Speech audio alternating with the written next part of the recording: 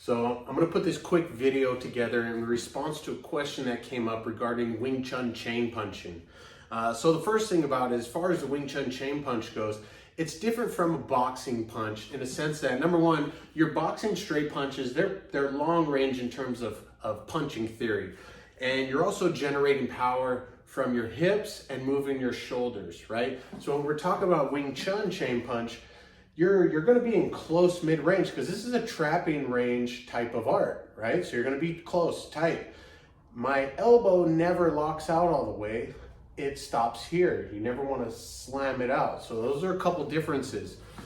The power on your Wing Chun chain punch comes from your elbow forward, right? And at a basic beginner level, you get used to just moving your arms only. When you're more advanced, you could start getting a little hip action into it, right? But you see the focus is still forward. So I'm going to break down just a couple quick principles to kind of outline it.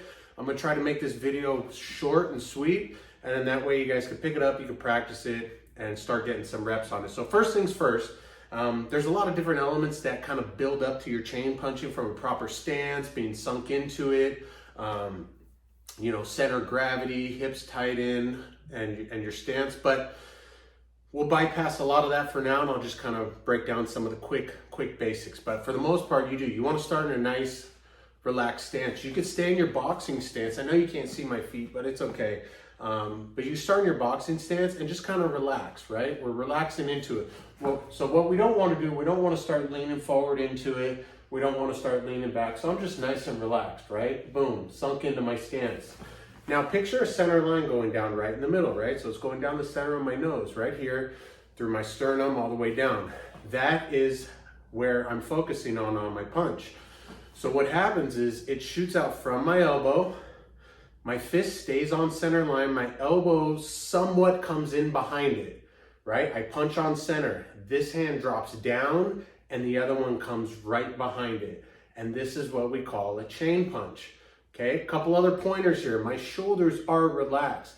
I don't want to start shrugging my shoulders up to generate power or punch. So it's coming from my elbow, drops down just to clear the next punch. And this is your chain punch from the elbow. So if you see me from the side, I'm not leaning forward, right? This is very bad for my form and my power and supporting my punches. I'm relaxed into my stance.